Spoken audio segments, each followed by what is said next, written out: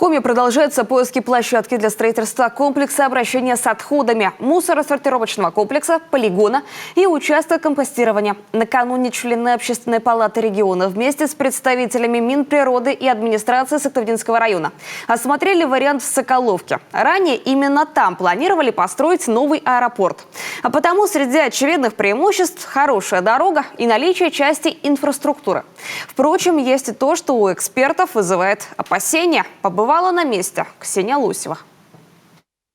Просторная и располагается недалеко от Сыктывкара. Вот, пожалуй, главное преимущество площадки в местечке Соколовка. То, что когда-то именно здесь хотели построить аэропорт, только на руку. Тут уже есть часть коммуникаций, а до места можно доехать по асфальтированной дороге. Сама территория 376 гектаров, тогда как для строительства мусоросортировочного комплекса нужно всего 25. Вот здесь мы находимся, таким образом этот участок находится вот здесь, да, прямо перед нами. Что важно, до дачных и садовых обществ отсюда 4 километра, а до дороги и вовсе 6. Нормативные требования соблюдены. Впрочем, есть у площадки и существенные минусы. Так, например, на участке располагаются 2 скважины с питьевой водой. Этот большой участок, он на северной своей части и на юго-западной имеет водные объекты в виде болот.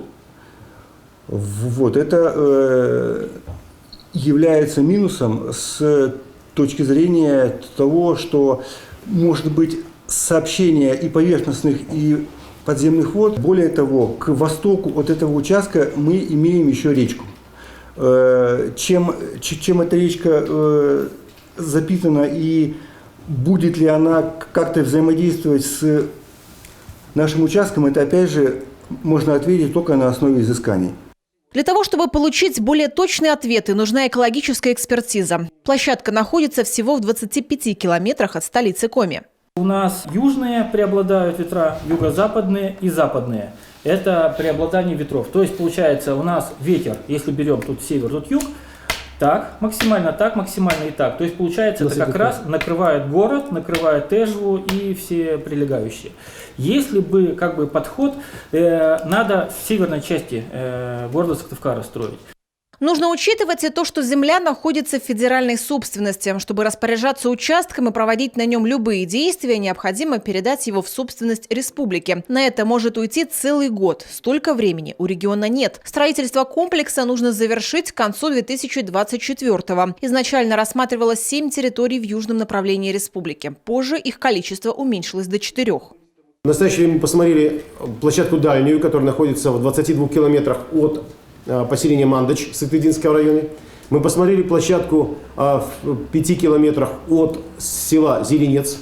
Кроме того, нашими коллегами Общественной палаты Республики Коми обследована площадка недалеко от села Старожевск. Вы знаете, там проводилась уже большая работа по созданию. Такой комплекс там как бы он начал уже реализовываться, но в настоящее время он недостроен.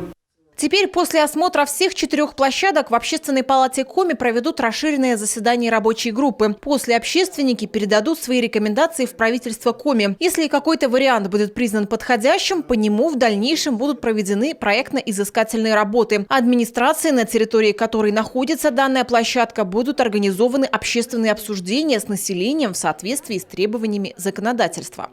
Ксения Лосева, Алексей Паршуков, телеканал Юрган, Сыктывдинский район.